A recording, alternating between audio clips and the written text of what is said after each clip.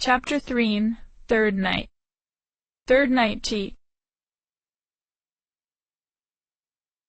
Silently, the group of runners got ready to leave for their job.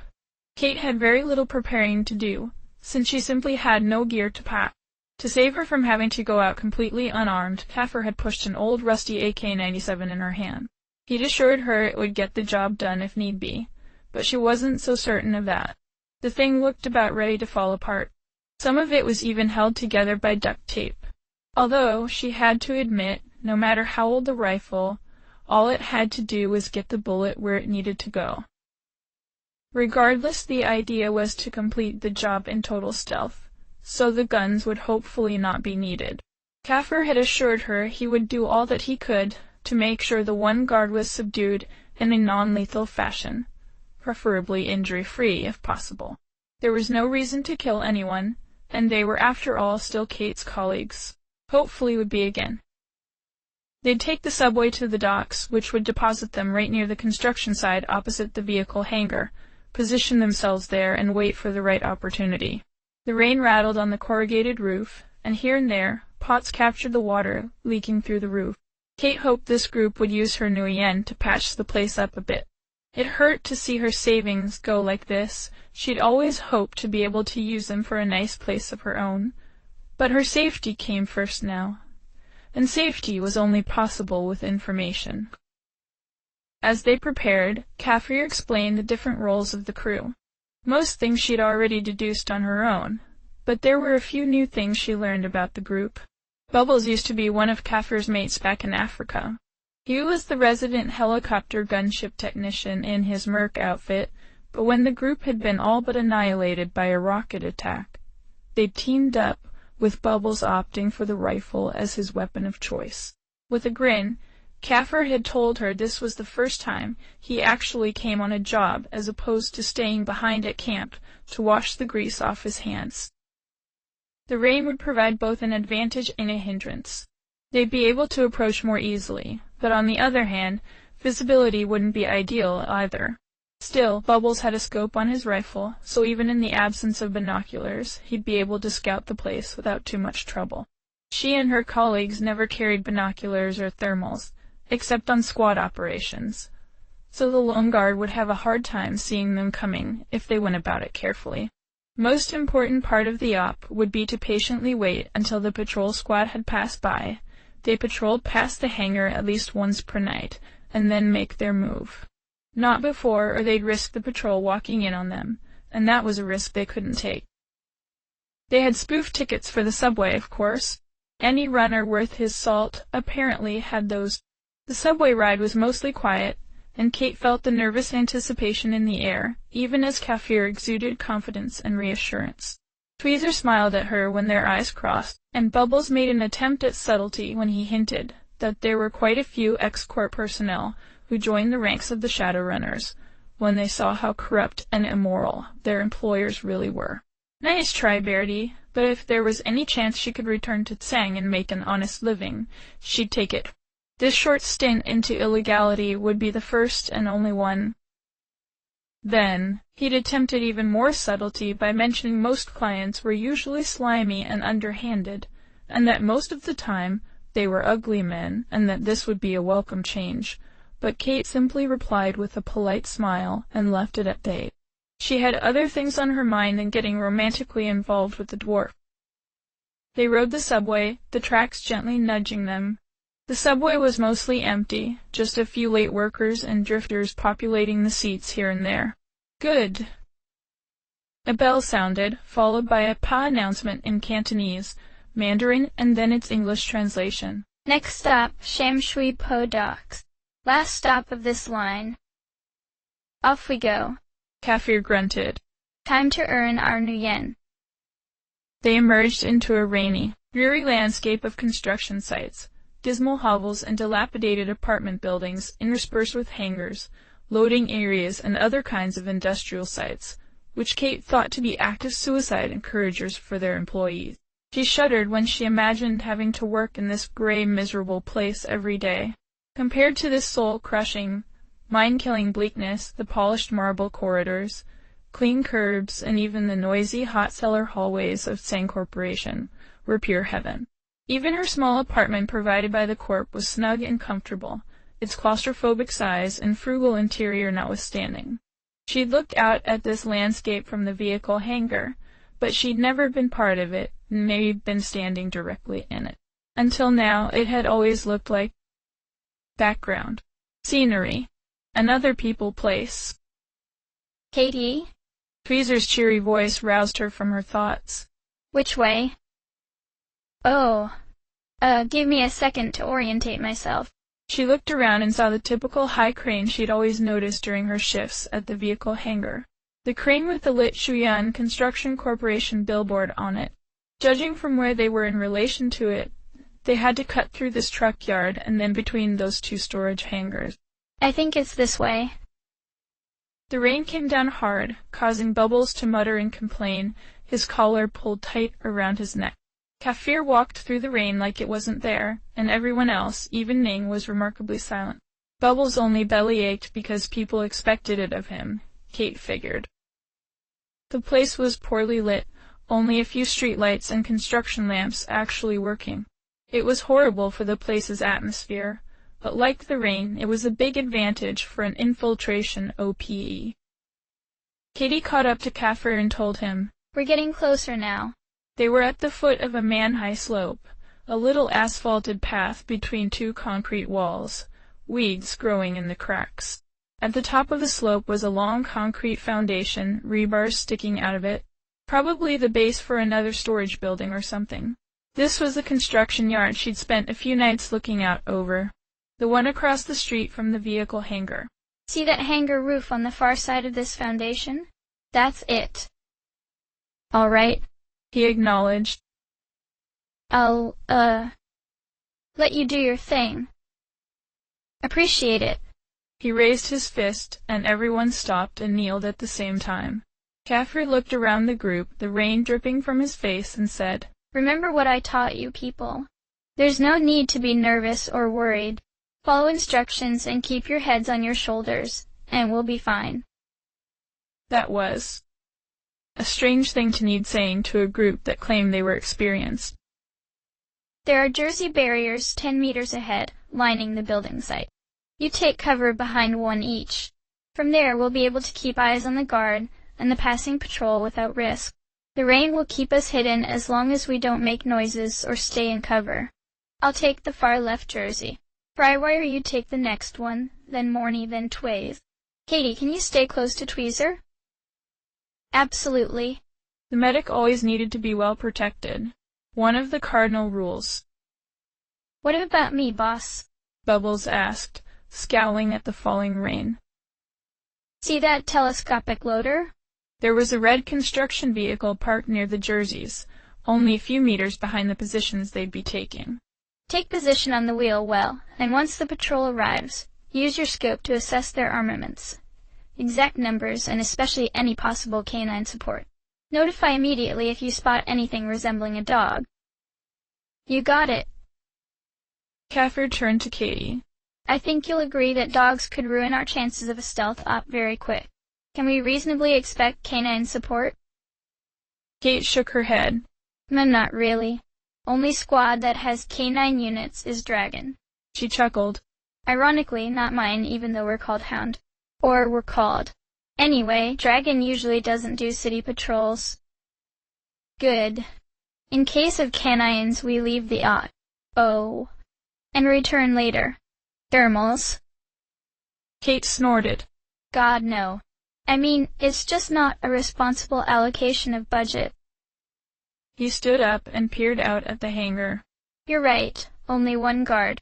I can see his flashlight. It's early, so I don't think we've missed the patrol already.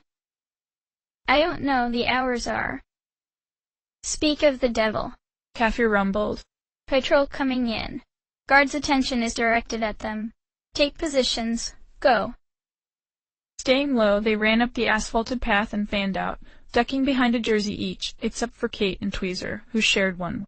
Bubbles, despite his diminutive stature, hoisted himself gracefully and fluidly on top of the loader and kneeled on the wheel well, his form mostly hidden behind the loader's cabin. After a nod from Kafir, he expanded his sniper rifle and looked through the scope.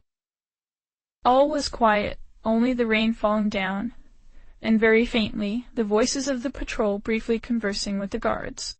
A single construction light lit the concrete foundation between them, casting a flickering yellow circle dotted with the shadows cast by the rebars sticking out. Kafir and his crew were intently focused on the patrol, peering out over or next to the jerseys. All they had to do was wait until the patrol left. As long as they stayed quiet, they couldn't be discovered.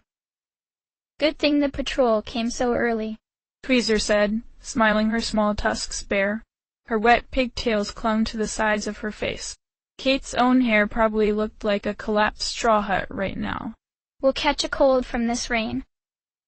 Kate remained fixed on the patrol, wiping the rain from her eyes, and muttered absently. You don't get sick from cold or rain. Only from bacteria and viruses. Thought you of all people would know that. No, the girl said playfully. Was a manner of speaking. Kate looked back at Bubbles, who was squinting attentively through his scope, and what she saw made her heart stop briefly. What the fuck was he doing? Kafir! She hissed at him. Kafir! He turned his head and nudged his chin in the universal "what" gesture. She pointed at Bubbles, then mimicked holding a gun and shooting her finger out of it. God damn it, he was going to blow the whole thing. How could he be so fucking stupid? Kafir immediately followed her gaze, and when he saw Bubbles, his eyes went wide. Bubbles, godverdom. Je moet niet gebruik die mixtral nie. Katie didn't understand the language he spoke, but she knew exactly what he was saying. Benji Beka, zet die mixtral af, je stom bliksem. Bubbles tilted the gun to its side, and now, too, noticed his terrible oversight. His hand went up to deactivate the laser dot. Sniper! Take cover! No, no, no. The next moment, bright light exploded above them, the flare sent up to illuminate the area, making the jerseys visible clear as day. Kafir, we have to abort. Kafir thought the same. Fall back to. Flare up. Suppressive fire. The next moment, the air thundered with the sounds of assault rifles and light machine guns opening fire. Thankfully, none of the bullets penetrated the jerseys, but Kate could hear and feel bits of it getting blown off. Next to her, Tweezer lay huddled on the ground, her legs squirming as she held her hands over her head. Ning and Hujin kept their heads down, the girl's eyes screwed shut, and the Decker muttering to himself. She heard Kafir yell orders but couldn't understand a word over the gunfire. Cease fire. Watch for enemy movement. She looked up to see Bubbles ducking out of his cover and shouldering his rifle. Sayuri, countersnipe. Oh shit, Sayuri Yokoyama. That meant this was GOAT. And Sayuri was their ace sniper, nicknamed, with good reason, Slant-Eye Deadeye, though to her face, the first part was left unsaid. She was insanely good with her rifle, and this mechanic, with his shoddy pipe gun, didn't stand a chance. Bubbles, take cover. Everyone, stay in cover. Kafir roared. Stay down. His plan was doubtless to have them make a break for it as soon as he saw an opportunity. It was the least worst plan available now. Kate saw Bubbles closing one eye and lifting the scope to the other. Bubbles, no. There was a single crack from the other side of the street, and an instant later a simple blink. As the dwarf scope flew apart, the bullet continuing its trajectory through his skull, ejecting a fan of blood and tissue as it left. The dwarf slowly toppled and fell off the loader. You bastards! Hujin roared, jumping up from cover and bringing his submachine gun to bear. Hujin, get down! She shouted, but the young Decker let rip, his weapon stuttering as he emptied the clip, all his bullets wasted due to the inaccuracy of his SMG at longer distances, especially when fired from the hip. A few return shots came his way, but they all impacted on the concrete, except for one, which grazed his side. It was enough incentive for him to dive back behind the jersey. Stay down! Kafir yelled again. Stay down! We're up against a superior force, there's no point. Suddenly, Ning sprang up from cover and foolishly did the same thing Huojin had done, her weapon's magazine emptying itself in 3 seconds. Both Kefir and Kate shouted at her to get down, but she simply ignored the bullets zipping past her, her face utterly blank and white as a ghost. Kate had seen this face before. It was the paradoxical face of someone who was completely mad with panic, hysterical even, and yet looked icy calm. She ejected the mag in slowly, as if in no rush at all, unhooked a new one from her belt, still standing up, completely exposed. Ning, get.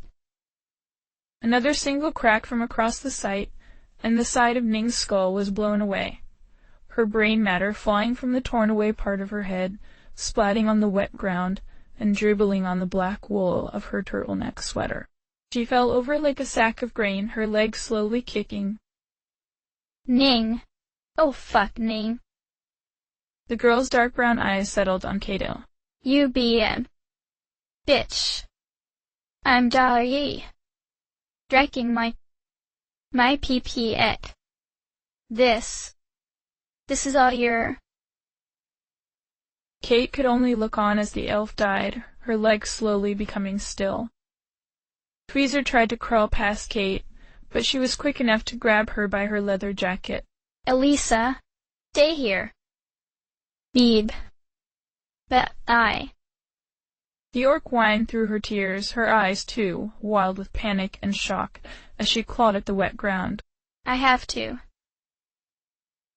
She's dead. Elisa. Kate snarled at her. You can't help her. There's no point dying along with. Huojin. Order. You. Kafir's bellowing had no effect, and Huojin sprang up from cover again, his face contorted with madness. You killed her. You bastards. Eat this. Eat this. Kate saw his fingers clutching a hand grenade. Oh shit, no. A burst of concentrated fire from several guns tore into the young Decker, literally ripping clumps of flesh and leather off him. He shook with the impacts and fell backward, the grenade escaping his grasp and lazily rolling away from him. His hands weakly clawed for it. Elisa, get down, Kate shouted, throwing herself on top of the medic. At the same time, she saw Kafir dive right at the explosive with a roar, and the next moment, a muffled bang sounded. When Kate opened her eyes again, she saw the boss lying face down, half on top of Huojin, smoke curling up from beneath his body. He lay completely motionless. The shrapnel from the grenade had torn into him, and the few bits that had escaped had not reached Kate and Elisa, stopped by Ning's corpse, her sweater and blue jeans sheared open. She didn't feel it anymore, Kate told herself. It didn't help. This time Tweezer did manage to free herself from Kate's hold, scampering across the ground to her boss. I have to help. I'm a medic. They won't shoot him. Sayuri's rifle cracked again, and a blast of blood exploded from the girl's diaphragm. She let out a surprised Irk. Her eyes wide in disbelief. Kate's hands shot out and grabbed the girl by the belt, pulling her back behind the jersey, leaving a smear of blood. But... Elisa stammered in her French accent. They aren't allowed to. Kate's eyes blurred with tears as she cradled the girl's head in her lap. It's okay.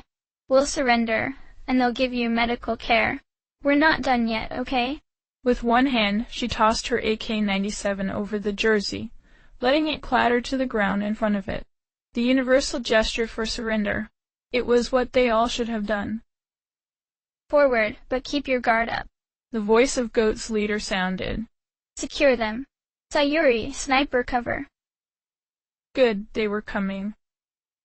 Sorry, Katie. The orc said with a weak smile. We should have been honest. Except for the boss. This was our first real. She let out a gurgling cough. Her eyelids slowly fell closed. Elisa, stay here. Stay here, they'll help you. I guess. The girl said, her voice losing its last power. In your eyes we wanted to be Elisa. She'd slipped into unconsciousness, but still breathed slowly. Stay with me, okay? We'll make it through this. As loud as she could, she shouted at the rain. We surrender. Please. Hurry, we need help. Footsteps drew nearer, their sounds slowly becoming louder through the rain. Please hurry. I promise we won't resist. But my friend needs help. She looked up at the visors of the tank's security helmets. Please. Help her, please. The helmet of the goat squad leader cocked. Rez? Please come. Call G over. She begged. Rez, what the hell? You mind explaining what? I'll explain everything later. She shouted, her voice breaking. But please, call G. Kim hesitated for a moment, but then shouted. G! Beckoning with his arm. Hurry up, got a suspect down over here asking for medical. More footsteps came, and G arrived, shrugging off her backpack and kneeling by them. Katie? What? Hurry, G. Kate implored. She needs help. G's helmet gave Elisa a long look. No, Katie. She doesn't. Not anymore. Kate looked down at Tweezer and saw the girl lying in her lap, her eyes half open, and her face slack, the rain running down her skin, the only thing that still moved.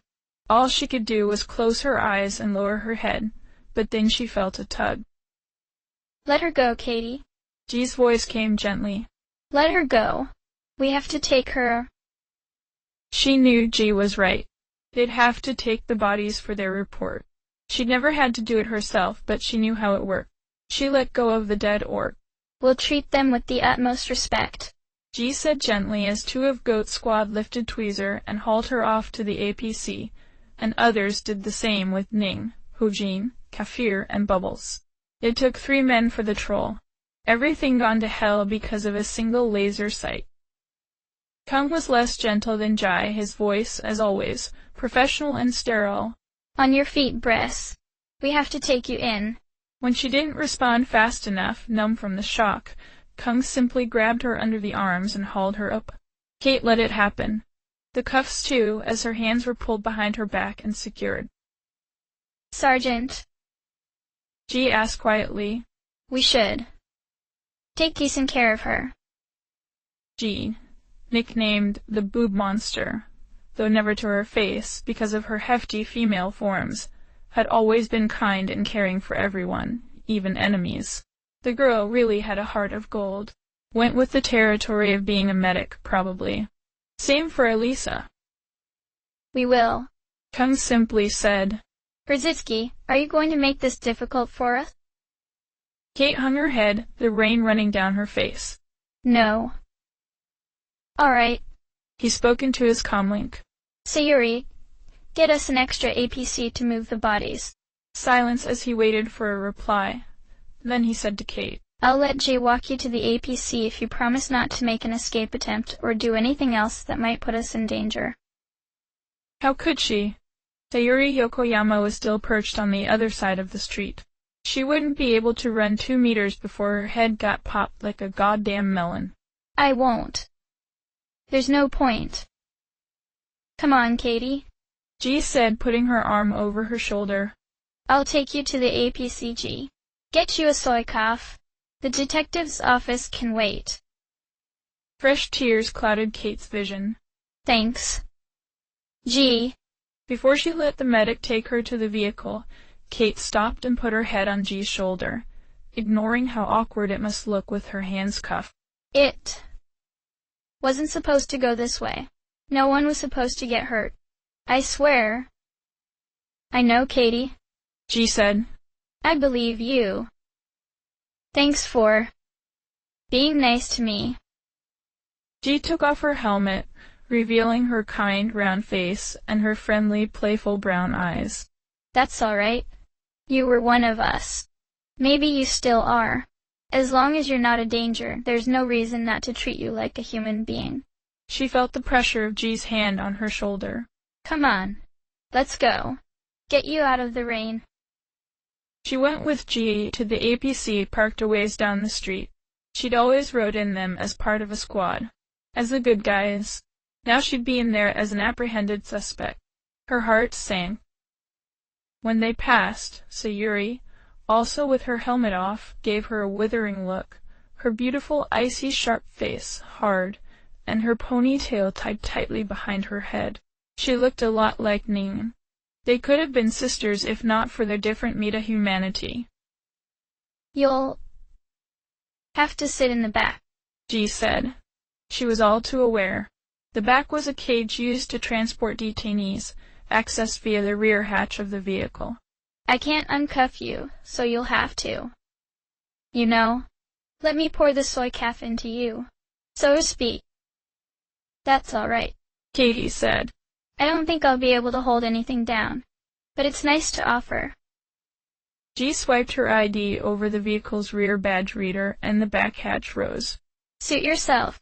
Ji helped her into the cage and sat her down on one of the two benches set against the side of the APC interior. Silently, she looped a chain around Kate's handcuffs and secured it. Let me know if there's anything you need. She got in the shotgun seat, Kung taking the wheel, and 4 more squad members sitting in the middle section, the last one manning the 50 cal emplacement on top. Sayuri probably drove the other vehicle. She and Kyung had the silent understanding that if the squad needed splitting up, Sayuri took the lead over the other half. Made sense, since everyone respected and some outright feared the woman. The APS came into motion, one carrying the sole living suspect, the other loaded with the dead bodies of the Shadowrunners. Even though Bubbles and his laser dot had caused the whole thing, Kate still realized that she too had sent these people to their deaths. She had an entire ride back to Tang Sek stage, to hate herself for it, and then a walk through suspect processing, and an elevator ride to the interrogation chambers to hate herself some more. Being only a uniformed footman in the organization, Kate had only been on the lower levels, suspect processing, booking, the temporary jails for drunken and rowdy idiots or more dangerous types, awaiting their turn for interrogation. And she'd never seen the higher floors, where the detectives did their work. Those had the interrogation chambers, the forensic labs, the matrix servers, and of course offices. She'd heard Tang's security criminal investigation had equipment the cops could only dream of, and as a result the cops only occupied themselves with the deaths of nobodies, the hopeless cases nobody cared about, while the security divisions of the Corps did the actual case solving. If it was important to the Corp in question, of course. As soon as they were back at HQ, Kate made sure to keep her eyes half closed and only look down one. No one would think twice about it, given what had just happened. And she couldn't, under any circumstance, let anyone see her eyes. If they knew what was wrong with her, there was a good chance they'd shoot her right then and there. Damn it, this was all kinds of fucked up. Ji and Kung took her to the elevator, still cuffed, and made the lift go to the detective floors right away. They only did that if it was really important. Strange. Kate could see how they'd want to know why one of their own was suddenly captured with a group of Shadowrunners, clearly intent on breaking into their hangar, but to warrant a straight-to-detective transfer. One of the investigators waited for them as the elevator opened. This was the first time she actually came to these floors. She'd hoped for a while to make detective, but the deputy head of security had told her in no uncertain terms that she didn't match the profile for detective, which basically meant she simply wasn't clever enough. Of course, the deputy head of security being the misogynistic queen bitch that she was, it might have meant all sorts of things. She'd never thought she'd be let in like this, though. This the one? An elf with a shaved head and a brown three-piece suit asked. The very same detective. Kung merely answered, his hand guiding Kate out of the elevator. She's all yours. Kung was like that. All formalities, all obedience. He didn't ask why, didn't offer opinions. There was a reason they called him the Fridge. Though once more, never to his face. Kate wondered what she was called behind her back. Probably nothing flattering, and probably nothing that even mattered. Not much mattered anymore now. She might be safe now. Maybe, but at best, she'd face dishonorable discharge and a year or two in prison. At best. and in her condition, she had no way of surviving prison. I'll take it from here, the detective said. Thank you, Sergeant. Corporal. Detective? She asked carefully, the nerves audible in her voice, even from behind the helmet. Can you go easy on her a bit? Kate had never been terribly well liked in the organization, but she also knew that didn't matter to G. The girl was too good for this job. Kate permitted herself to briefly look up at the elf to gauge his reaction, but his face remained expressionless. With a nod expressing nothing more than formality, he said, We'll take good care of her.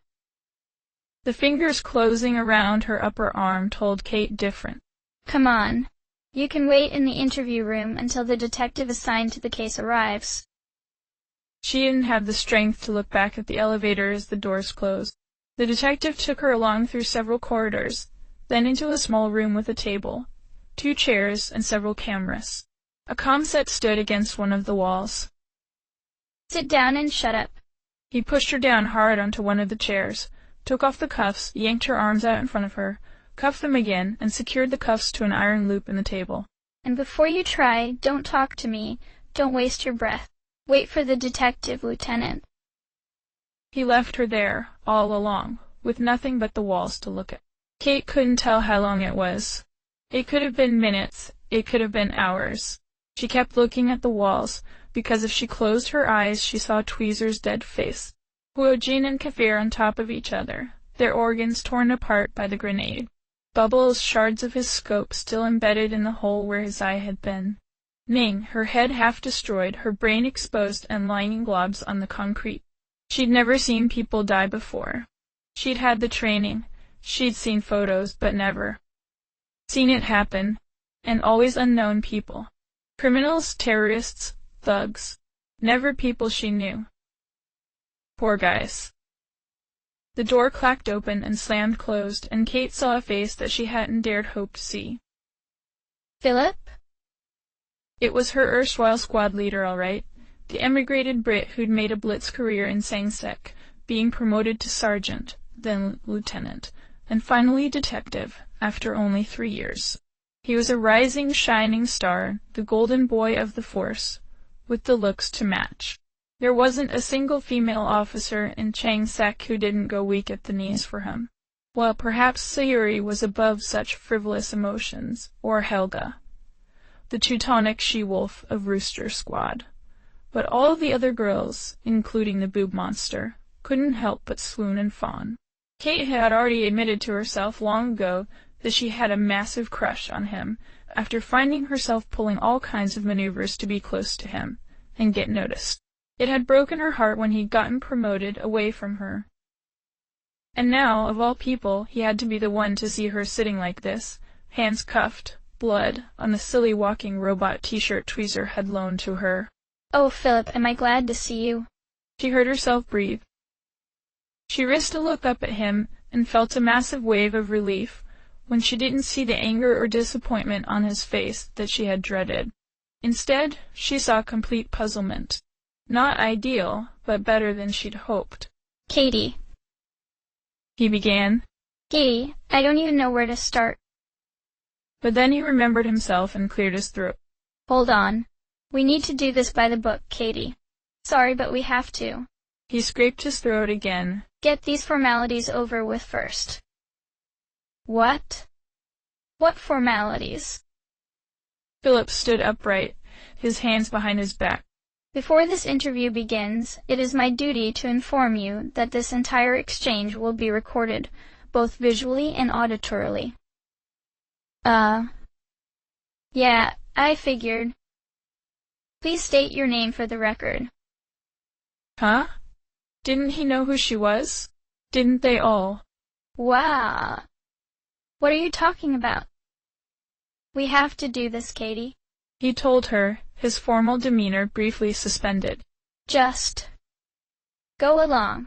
I technically can't talk to you until this is done. She sighed. Fine, my name. It felt weird to say it. Her name would be associated with something entirely different after tonight. My name is Ekaterina Yulia Berdzedziki. Nationality? Can you please take these off? Katie, please, just answer. Polish. Countries of residence in chronological order? Come on. This was rotten enough without all this bullshit. Katie. Poland. She grunted. Fled with parents to United States of America during the Euro-Russian War. Then emigrated to Hong Kong after passing recruitment for Tang Corporation. Date and place of birth: June 11, 2028, Krakow. SIN number: PEL 28, 5226-96632. He sighed. Alright, that's all we need. Katie, I'm just going to ask the one and only question on my mind right now. He leaned forward on the desk and asked, quiet enough for the mics not to pick it up. Katie, what the bloody hell? I know what it looks like, she whispered back, her head lowered. But something's going on. Something dirty. I can't. I didn't know what else to do. Last we heard from you, he whispered, you were in an ambulance on the way to Tang Medical. Before we lost contact, medical staff on board the Ambo said they might as well drive you straight to the morgue. That was nice of them. Never mind that, he hissed. Katie, what happened to you?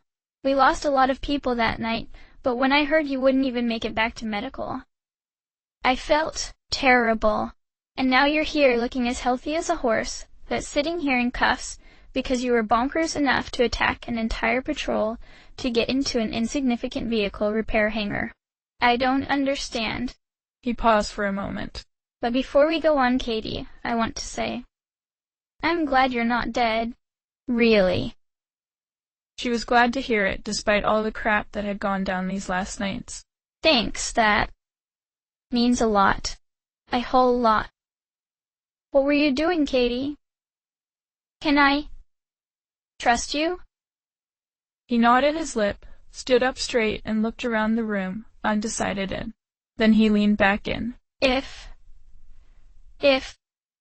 it's something that won't result in more people dying or being put in danger. No, she said. I hope the exact opposite. All right. He leaned in even closer and said, I'm going to briefly turn off this recording equipment. When I put it back on, I need you to act as if I've given you a thrashing you've never experienced in your life. Can you do that? Easily. Of course. It'd be suspicious if he turned off the recording equipment, but his superiors wouldn't mind too much if it was so he could give a suspect a good walloping during an interrogation without nasty consequences. He walked to the comm gear and flicked the switch. All right, tell me, but hurry, I can't leave it dark for long. Okay. She quickly rapped at him. When I was taken back, the ambulance crashed. A stupid traffic accident. Those runners I was with, they hauled me out of there and patched me up. I was badly hurt. The next night, there was a squad of cleaners looking for me. They killed a few folks just for hiding. Turned out quite a few Tang security people had gone missing or dead. All kinds of conspiracy blabber about it on the runners' networks. So I hired those runners to jack into Tang's network. Because I couldn't just walk back in. I needed to know what their investigation had turned up. My investigation, Philip said grimly. At least, before I got taken off it. What? I was investigating those Tang security deaths and disappearances. Called Bagsy on the case myself because, you know, ex-colleague. The Orca took me off it because, well, I think it was because I was digging too deep, finding too much. Whatever it is, Tang doesn't want it coming out, even though they want to make a show of investigating it. So they assign Sweaty Palms to it. You don't know him, but he's a corpse straw man if ever there was one. They knew he'd make lots of noise and blow lots of hot air, but not investigate beyond the obvious. It hadn't been a mistake to play it carefully, even though it had turned out all wrong. You think Tang was involved? I don't know, Philip said, running a hand through his brown hair. but I do know they have an interest in not letting it come to light. Now listen. You've got about 5 minutes until the orca catches on to the fact that the bloody pillock caught trying to attack Sang was you. And when she finds out, she's going to do 2 things. First, she's going to take me off this case. And second, she's going to grill you herself. Fuck. If there was one thing that could make this night even worse, it was the goddamn orca. So what? Have you found out? Like I said, I didn't get a chance to discover too much, but it definitely has to do with the walled city and what went down there. Several injured Tang personnel succumbed on the way to the hospital, and the few who did make it back to medical died in the hospital shortly thereafter due to complications. It was only 3 people, so not enough to be sure of foul play, but it's definitely suspicious. And the mysterious disappearances during the last 2 days have all been Sang security personnel deployed to the walled city. Most were killed during the fighting, or the riots, or whatever they call it, but some made it back. Like you. And apart from you, they're all dead or disappeared now. That means, if that ambulance hadn't crashed. I think we can be pretty sure of that, yeah. What even happened there? Well, don't know. She could only say, I was just keeping watch somewhere near the asshole of the walled city. Just standing there, looking like I knew what I was doing. I have no idea what went on at the heart of the city. Whatever it had been, it had to have been important. The news had given piecemeal and contradictory reports, some pure speculation and fabrication, others plausible, but refuted hours afterward. His eyes narrowed. Katie, what's wrong with your eye? She should have known that question would come sooner or later. It's just from the injuries. She tried to lie. Bollocks. If you want me to trust you, you have to trust me as well. That's how this works. Tell me. She was in custody, and probably not long for this world, unless she could figure out how to get out of this place. And to do so, she'd need Philip on her side. That would mean taking this leap of faith. Please don't make a big deal out of this, but I'm infected. He frowned, puzzled. Infected? His mouth moved without sound, and then he asked, With what? She sighed and looked him in the eye to show him she was telling the truth. The human meta-human vamp. Wait, no. No. He interrupted her, recoiling and shaking his head. No, come on, that's got to be a joke. No joke. But I'm still me. I don't know what this infection does or how it works, but I do know I'm not dangerous or not in anything but complete control of my faculties. I'm the same person you've always known, just with one strangely red eye and sharper canines. When did you even pick that up? His face turned pensive. Maybe it wasn't just you. Maybe that's why people are dying. To stop the spread? He sighed, placing a hand on his brow. All right. Look, this isn't something we should deal with now. You seem pretty much unaffected by it, and I've heard that the MHAV doesn't cause cerebral decay in humans. So I'll trust you on that. We've got enough on our plate without this complicating matters. One thing's for certain. You're my friend, and I'm not just handing you over to the orca. But I really need to turn on this recording equipment right now, or it'll start looking suspicious. She needed more time to explain, to ask questions, to plan something, anything, but she knew that tempting fate with the comm equipment would be too dangerous. There had to be another way. All right, and thanks. She prepared to put on a show of being beaten and threatened, but before Philip could turn the recording equipment back on, the screen on the comm switched on, and Kate saw the one face she dreaded to see. On the screen was a dwarven woman with jet-black curls, except at the temples, where she had curled wings of stark white. This strange hair color pattern, combined with the rather generous fullness of her figure, had earned her the nickname, the Orcas. It was the deputy head of Sang's security, but she was the de facto leader of the force, the head of spending his time watching trids in his office, and cheating on his wife with the receptionist, and letting his big, fat, rotten-tempered deputy do all the work. Fuck, this was bad. The orca wouldn't bother with hearing her side of the story. Ah, Philip exclaimed in perfectly feigned cheer. Madam, yeah. Is something the matter? Something's the matter, all right, Sewell. The orca barked, her jowls flapping. The woman simply couldn't speak normally. Report on your findings thus far. He cleared his throat, still acting like there wasn't a cloud in the sky, while Kate felt her courage sink lower and lower. With the orca now involved, there was no way for her to get out. She'd have to hope the fat dwarf, and by extension Tsang, wasn't the one killing her colleagues. Their own people. For whatever reason. And then there was the MHAVV matter. We have a former employee here. Philip reported happily. Caught attempting to infiltrate the Sham Shui Po vehicle hangar, for unknown reasons. Accomplices were all killed. He took on a jovial between you and me tone. By their own stupidity, I might add in. They were clearly rookies, copying what they've seen on the trids. One broke stealth by using a laser dot with his sniper rifle. It looks cute in the trids, but... He cleared his throat. Another reloaded her weapon completely out of cover, and one tried to throw a grenade under heavy fire, and ended up blowing himself and another guy up.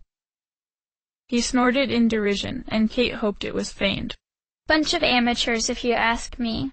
Well, all except one. Their leader was well known, and apparently reasonably respected in the Shadowrunning scene. A troll street named Kafir. Years of experience in the Africas, started a new outfit here. Died by throwing himself on that grenade I mentioned, to save his group. Shame. He sighed. I'd have preferred to catch him alive. The orca flapped her hand. Spare me your personal commentary. It's one less trog on the street, that's what matters. Kate wanted to wring her fat, flabby neck. And this one? Never mind. The orca's face became even more full of despise. I know that face. What are you doing associating with runners and trying to infiltrate your own employer? She looked somewhere off screen, tapped a few keys, and muttered, Your service has been adequate but not exceptional during the years you've been employed, and we have nothing in your file that is in any way indicative of criminal behavior. She frowned.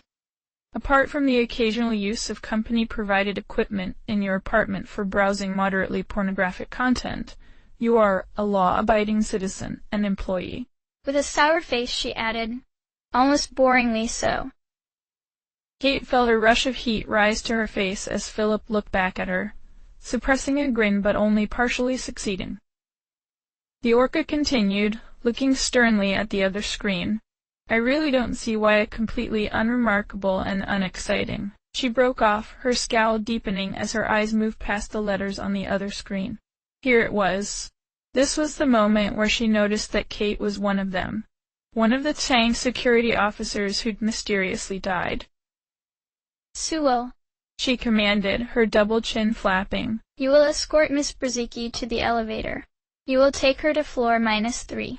There, you will release her into my care. Her dark eyes went to Kate. This is for your own safety, Ekaterina. Ma'am.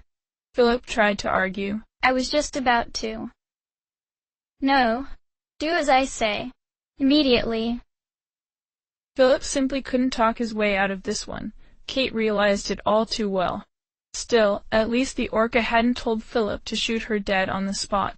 She had no idea what was supposed to happen on level -3, but she hoped that whatever it was indeed for her own safety. Yes, ma'am. This is a matter of utmost importance. I needn't tell you that non-compliance would be very harmful to your career in this organization. Philip went back to playing the dutiful company man and with a short nod said, Of course, ma'am. I'll take care of it right away. See to it. With that, the screen darkened. Philip sighed and ran a hand across his face. All right, Katie. Let's get you up. Think she's sincere about it being for my own good? Philip knew the orca better. Kate had only seen her a few times, and it had always been unpleasant. Plus, Philip was a detective now, supposed to be better at reading people and all. Of course she is, he said, looking perfectly confident. I mean, why would they harm their own people? No, it'll be fine. Come on, let's head to the lift. He opened the lock on the table and took her hands, helping her to her feet. His hands were much warmer than hers, something she figured she'd better get used to now. Or at least, for as long as her life still lasted.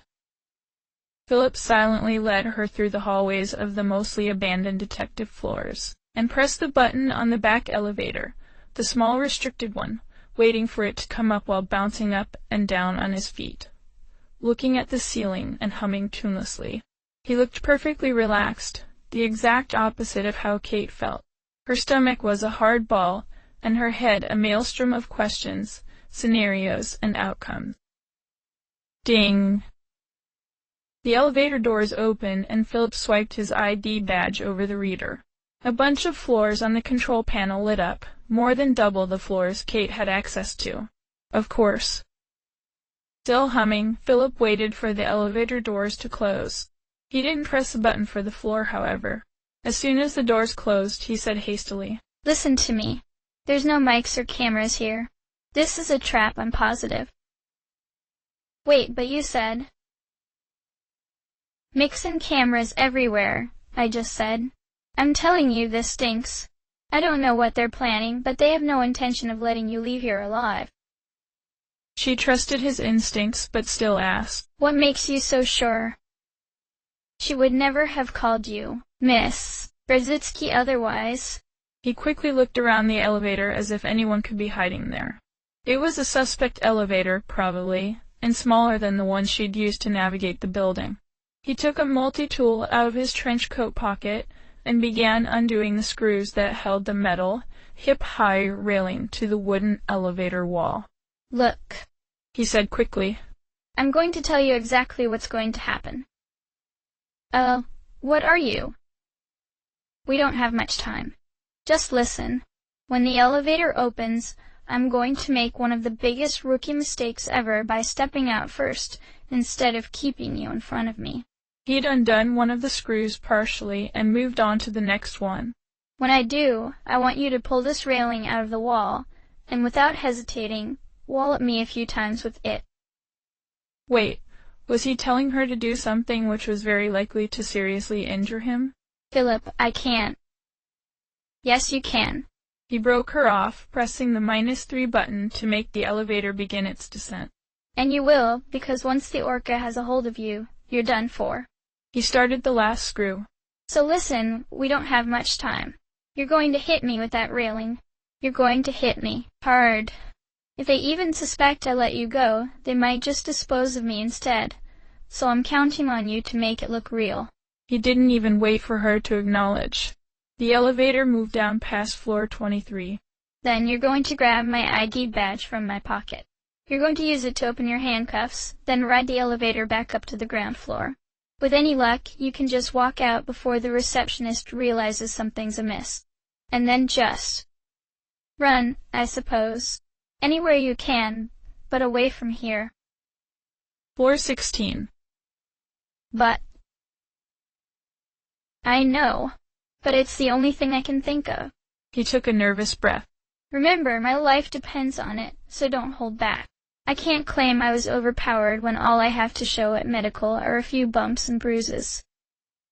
She couldn't believe he was asking her to do this, but she didn't have time to be undecided. The elevator went past floor 11. "All right. I won't be able to say I'm so sorry, but—" "I know." His eyes went to the floor number and then back to her. "There is one more thing." "What?" "There was something I've always regretted not doing before I was transferred." Floor 7. "I'm not going to make that mistake again." He stepped forward, took hold of her shoulders and pressed his lips on hers. A rush of emotion washed over her, heat flaring up from her belly to her head, and she kissed him back, grabbing his wrist and guiding his hand under her t-shirt, the warmth of his touch sending hot waves across her cold skin. Everything that had happened tonight and the nights before was gone, for one short moment. She'd wanted this for so long, and now, after accepting that it would never happen, it did. Everything else had to stop and wait for them to have this moment. His other hand ran over the short hair on the side of her head, and then down the back of her neck. This was Philip, the heartthrob of every girl in the force, and he was kissing her. Their bodies briefly pressed against each other, his very being so close to hers, and she felt like they were almost one, before he pulled away and his lips slowly came off hers. I'm sorry, he stammered, looking at his feet. Please don't think I'm taking advantage. No, she said, knowing it wasn't the case. This wasn't a quick snog just to cop a feel. You're not I just wish we had more time. Floor -1. Everything was back now. The dead runners, the virus, the interrogation, the prospect of her death, everything together in this small, tacky elevator. So do I. This doesn't have to be the end. I wish I could promise it won't be. I'd give anything to be able to make that promise. Ding. I'm so getting demoted to petty employee thefts for this. Philip took a quick breath, turned towards the doors as they opened and muttered quietly. Make it look real. He took a step and Kate closed her eyes, told him how much she was sorry with her mind, then wrapped her fingers around the railing and pulled as hard as she could. The screws came free, splinters flying as they did, and through the blur of her tears she swung the steel bar over her head, letting out a broken roar. The railing connected with Philip's head just as he turned around, striking him hard above the ear, and he staggered. She swung again horizontally this time, and caught him in the abdomen. This time he did go down. Weeping, Kate dropped the railing, hoping it'd be enough. It'd have to be, because she simply couldn't do any more. Damn, Katie! Philip slurred as he lay on the ground, blood running down his face. You messed up the hair. I'm sorry, she whispered as quietly as she could, kneeling by him and going through his pockets. At least he could still talk. She snatched the ID from his pocket. Philip Sewell, Detective Lieutenant, and tapped it against the link of her handcuffs, causing them to click open and fall to the ground. Footsteps came towards them from the other side of the corridor. Go, Philip whispered quietly. They'll be here soon. After a brief moment of indecision, Kate wiped the tears from her eyes and clicked Philip's pistol out of its holster. It was a small, low-caliber Fisher-Teddy, but it might help in a pinch. She stuffed it in the waistband of her armor pants like an amateur. Sure. Take everything. Philip grunted. Sorry. The footsteps got louder. She didn't know why she promised, but she did it anyway. Philip, when this is over, I'll find you, okay? I promise. Good, he mumbled, fighting against unconsciousness. I expect. Tender, loving, gentle love-making when you do. She grinned through her tears. Oh, I can't promise it'll be gentle. But she had to go. She had to go. Now. She stood upright and scooted off, back towards the elevator, hammering the button with her palm over and over. After far too many, far too long seconds, the calm ding sounded and the doors opened and Kate threw herself inside. Poor Philip was going to catch holy hell for this, but he'd be all right. After all, Kate had cracked his head and squashed his guts. The worst they could hold him accountable for was letting a suspect he knew and trusted get the drop on him. He'd be fine, Kate told herself over and over as she waited for the elevator to open at the ground floor. Once again, it took far too long, but eventually the elevator deposited her on the ground floor, in a corner of the main lobby. The hell? She'd never known there was an elevator there. When she stepped out of the lift and looked behind her, she realized why. The damn thing's outer doors were smooth, white panels that looked no different from the rest of the lobby wall. Before the doors could close completely, however, Kate quickly wedged her handcuffs between the gap. Come catch me now, orca bitch. Now, to just walk out without arousing suspicion. Not easy in her armored trousers and bloodied green laser robot shirt. Thankfully, only the receptionist was present. The rest of the white lobby was empty. It was weird to walk here as a fugitive now, when all these times she'd come in here with her squad, grabbed a soy calf and a bite to eat, and nattered through her break. They'd come in through the big sliding glass doors in the front, say hello to the receptionist, then head up one of the 2 semicircular stairs that led up to the security offices, and take their break there, before rolling back out on patrol.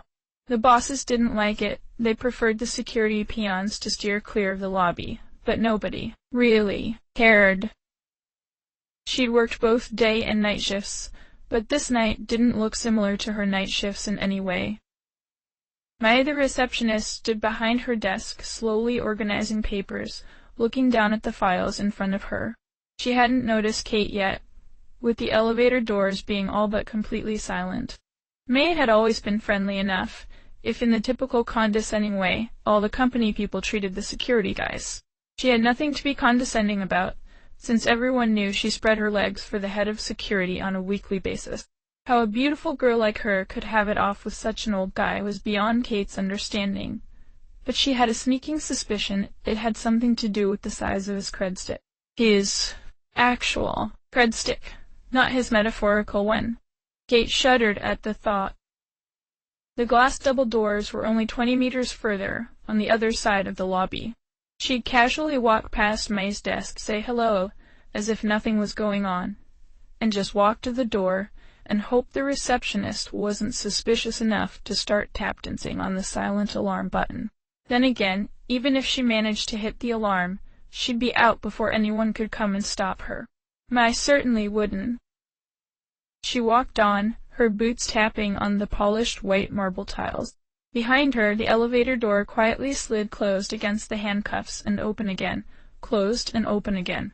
The front wall of the lobby was almost all glass, and she could see the freedom of the dark night sky through it, a black plane against the stark white lights of Sang Security's lobby. May noticed her now and looked over her shoulder at the person passing by her desk, smack in the middle of the lobby. There was a look of suspicion, then recognition, then puzzlement, and finally a sort of grudging acceptance of Kate's dubious appearance. "Hi, May," Kate said, sounding utterly guilty to her own ears. "Hello, Miss. Ekaterina, was it?" "That's a chat." "That's right." The girl frowned, the kind of frown people wore when they wished they were allowed to show their disdain, but had to settle for looking concerned instead. "Are you all right?" Just peachy," Kate said back, trying to show a winning smile. "Had a rough shift, going to head home to clean up." "Yay. See." She was halfway there, passing the reception desk now. Almost out. Shit. Descending down the white, curved stairs on the far side of the reception desk were Kyung and Ji, each holding a soy calf to go in one hand and their helmets under their arms. Fuck. All right. It got more complicated, but all wasn't lost yet. "What? Rez." Kung lowered his soy calf and his other hand went to his sidearm. Oh, fuck. "They let you out already?" Damn it. She'd have to think of something. Yeah. They did. The detective realized I was coerced into helping. Said I could go for now, but I had to keep myself available." Trying to appear convincing, she added, "I'll be back here to clean out my locker tomorrow." "Yeah." Kung said, his posture and face still suspicious. "Can't imagine they'd let you stay on after this."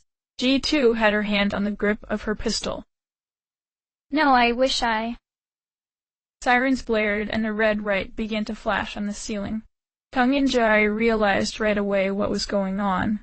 Their soy calves fell to the white stone of the stairs, and their assault rifles came up. Kate drew Philip's pistol, looking for a way out. Fuck! The Orca had sounded the alarm. Another brief blare of the siren, and only the red light stayed on. "Katie, don't!" She ordered, her voice both forceful and fearful. "Please. Drop the weapon, Brez." Kung barked at her. "Don't be stupid. You've got a fichetti and we've got semapoles. We're at 20 meters distant. We're wearing body armor and you're not, G." "I know." Kate said, her voice trembling. But I have to get out of here. Please, just let me go. I haven't done anything. We don't make that call. Kung shot back at her. I'm going to tell you one last time. Drop the weapon. Maya stood behind her desk, her fearful eyes going back and forth between both sides. There was only one thing she could do. They were right. Even if she managed to get a shot off, even if she managed to hit at 20 meters, those assault rifles would tear through her unarmored upper body and shred her. She knew Kung wouldn't hesitate, and neither would Jeeves. Firing was not an option. With a desperate dive, she launched herself at the reception desk, the thunder of Kung and Jee's guns pounding at her eardrums. She felt a few bullets whiz past and heard them impact the floor behind her, but she landed safely on her belly behind the reception desk. Kung and Jai opened fire again, their bullets ricocheting off the marble reception desk and tearing through the wooden paper on top of it. Kate opened her eyes and saw May's black pumps an arm length in front of her, stomping up and down while the girl had her hands over her ears and her eyes shut, wailing in terror. This girl was her only chance. Kate's hand shot up, grabbing the girl's skirt and pulling her to the ground. Get down, you idiot! She snapped, then hooked her arm around the receptionist's neck and set the muzzle of her pistol below her jaw. Cease fire, Kung commanded. Ekaterina, stop this. Show hands. We're going to get up now. Kate grunted at the terrified receptionist. And we're walking out of here. I'm so sorry I have to do this. I promise, if you do what I say, you won't be hurt. The girl only let out an inarticulate peep in response. Come on, get up. She pulled the girl to her feet, the gun still firmly against the side of her neck. Listen to me, she said to Kung and Jie, her voice trembling. May and I are going to walk out of here. Lower your weapons. Can't do that, Kate, Kung merely said, keeping his assault rifle trained on his former colleague. Look, Kate said, inching her way toward the front door. Just let me go, and no one gets hurt. You're not going to risk an innocent person's life, especially someone the head of security is so fond of. She felt terrible doing this, but there was no other way for her to survive this night. Please let me go, please, please, please. Mai begged, tears running down her face and onto Kate's arm. Kate? Kung asked, shaking his head. What's going on? Why are you doing this? What have you done? He looked more human right now than he ever had in all the years on the force combined. I don't know, Kate shouted back, making her way to the doors. They want me dead, and I don't even know why. Look, whatever it is, Jie said. We can talk about this. Let May go. She's got nothing to do with this. I know, Kate snapped. But I have to. I promise I won't hurt her if you let me leave.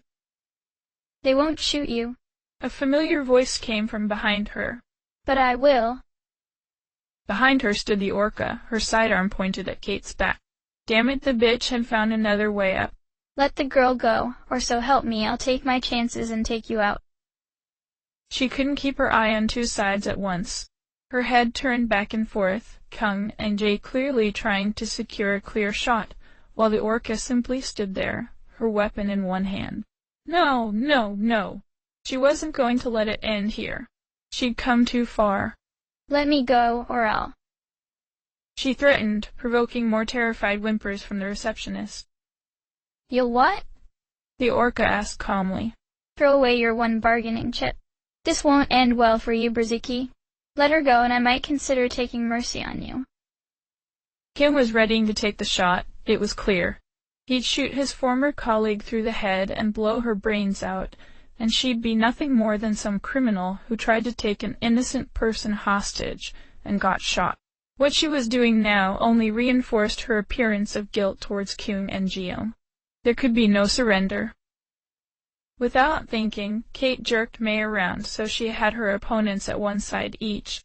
All weapons shifted, but none fired. And then, without realizing what she did, or what was happening, she pulled May's head and her own back while her stomach contracted violently, and with a loud retching sound.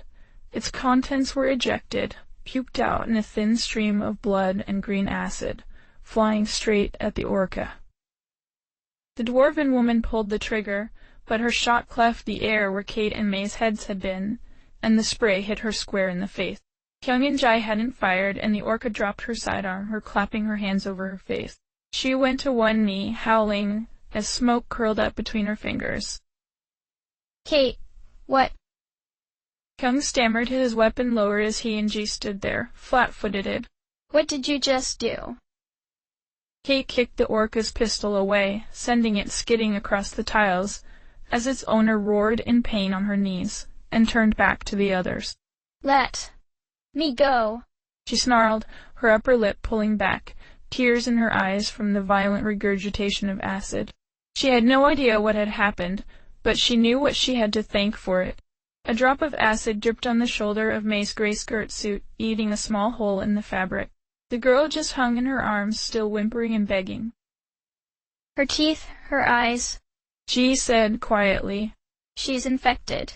No wonder they don't want to let her go. How could I miss that? Kyung was once again fixated on the hostage situation. Kate, I don't care. I just want everyone to survive this. Don't. No. She barked. Don't stall me. I'm leaving now. And I'm telling you right now, if I even suspect any of your squad mates anywhere near, especially Sayuri, my geese. If they got the sniper in, it would be over for Katie. Sayuri could shoot a fly at 100 meters. Ji attempted. Kate, we can help. Just let us. Said no. She dragged May to the double doors. Lower your weapons. Kate, we can't. Yes, you can. Lower them and no one gets hurt, I promise. No sudden movements. Ji and Kyung exchanged a glance, and the squad leader nodded. Slowly they put their assault rifles on the ground, the other hand held up to show it was empty. With the pistol still pressed against May's neck, Kate told her hostage. Don't try to get away, you got that? She got no response, only the same panicked whimpering, and she bravely let her arm go from around her neck and slapped down the fire evacuation button. She risked a brief look at the orca, who seemed in terrible pain but otherwise alive, then pulled her hostage through the doors. Please, May cried. Please let me go. In a minute, Kate muttered, scanning the surroundings as she dragged her hostage across the streets, mostly deserted at this time of night. She dreaded to see Sayuri sitting in a perch, everywhere she looked, ready to explode her head. But no shot came, and she made it across the street safely. Kyung stood on the other side of the glass doors, his weapon back in their hands, talking into his earpiece. Ji sat kneeling by the orca, who batted her away in agonized fury. Lights appeared around a corner, and a taxi lazily rolled into view. Please just. May, shut the fuck up. Tightening her grip on the girl's neck, she pointed her pistol at the taxi's windshield, blocking the cab's path, and quickly shifted the weapon towards her hostage's jaw again. Open your doors right now, or she dies. And you right after. Kate barked. She couldn't believe what she was saying, threatening to kill innocent people to save her own life. It was only threats, she promised herself. The cabbie's face was terrified, and he just held his hands up. Don't sit there. Open your doors. Kate shouted again, shooting another look at the same security building. Her breath stopped when she noticed the shape taking position in an obscured window on the 5th floor. Fucking Sayuri. Fuck. Open him. Right now. This time the cabbie did have the presence of mind to hit the open button, the passenger side, and both back doors swinging upwards. Out! She snarled at the slack-jawed customer in the back seat, who looked just as terrified as the cab driver. Out! Get out! Do it! He crawled out of the back seat on his hands and knees, and Kate roughly dragged him the rest of the way, sending him spilling onto the sidewalk. Sayuri readied her rifle. Kate shoved May inside and threw herself on top of her. Fucking drive. Now. The cabbie floored it with the doors still open, the cab screeching in the night as it took off, rocketing down the street. Kate heard the crack of Sayuri's rifle, and the headrest of her seat flew apart in a cloud of fabric and stuffing. Oh Drek, oh Drek! The cabbie whined, almost missing the corner, drifting off the road, and smacking the side of his cab into a light post. Keep driving! The cab's wheels regained their traction, and the vehicle lurched forward again. Sayuri's rifle was only barely audible, but the thunk of the bullet hitting the trunk certainly was. Then the cab was off into the night, and Sangsek HQ disappeared behind corporate high-rises and skyscrapers. See ya? Can you? Please take the gun off me. I peeped. Looking back through the windshield, watching Sangsek HQ disappear, Kate had forgotten all about the rest of the world, including her hostage. No reason to traumatize the girl further. The gun was only meant to intimidate her would-be apprehenders, not to keep the actual hostage under control. The girl probably couldn't fight her way out of a wet paper bag. She lowered the weapon and stuck it back in her belt, and May burst into fresh tears from the emotional discharge. I'm really sorry about this, Kate tried to say. I don't care, Mai said back, her hands over her mouth and nose. Sorry doesn't fix anything. I know, but May, they were going to kill me. I'm sure there was a good reason for that. The girl shouted at her. There certainly is now. I could have been killed. The cabbie was still hurtling down the roads, even running 2 red lights. Hey! Kate barked at him, giving the transparent plastic separator between them a good bang of her fist. You can slow down now. She'd gone through too much to be killed because this guy flipped the damn cab. Let me out of the car, Mai said sullenly. Let me out. Kate sighed. The girl was right. She was completely innocent, and she'd been through enough. Pull over here, she said to the driver. When the car came to a stop, she told them both. I am really, really sorry for this. Please believe me when I say I'm completely innocent. May snorted, still shaking. Not of this you aren't. I know. Again, I'm sorry. But if I hadn't done this, I'd have been dead by now. I hope you understand. The receptionist shook her head. You can't expect me to understand this, Keita. All I know is someone held a gun to my head and said she'd shoot me if they didn't let her go. You can't possibly expect me to believe that's the way an innocent person would act. She wiped some snot from her upper lip with the back of her hand. The cabbie was completely mute, afraid to say anything at all. There was nothing left to say. It was nothing less than completely understandable she felt that way. I understand appearances are against me. I'll get out now. I'm sure this gentleman won't mind bringing you back to Tsang, and I'm sure Tsang won't mind footing the bill. She turned to the cabbie. Make up a story about how you saved her or something. Oh. Okay. She stepped out of the vehicle onto the wet sidewalk. She didn't even know where she was, but it didn't matter. It would be dawn soon, and she'd have to find a place to hide from the sun. Because if there was one thing she knew, it was that stepping into the sun when infected with the AMHAV was a very, very bad idea. The wind gently caressed her skin with cold fingers. Wait. Mai's voice came from the cab. Before you go. What is it? She stuck her head out the door. Are you really infected with the virus? It certainly looks that way. Mai ducked back into the taxi, and there was the sound of paper being torn. She poked her head back out and held out a torn-off page from one of the magazines in the cab's back seat. Something was scribbled in the margin. To help you understand what you're up against. Kate took the paper slowly, almost afraid to accept help from the person she'd so terrorized. Thank you. Mai. I know I don't deserve. No. You don't. But that doesn't change the fact that you need it. You didn't get this from me. Mai warned, her face still streaked with run-out eyeliner. And you don't ever contact me for more help. I don't ever want to see you or hear from you again, alright?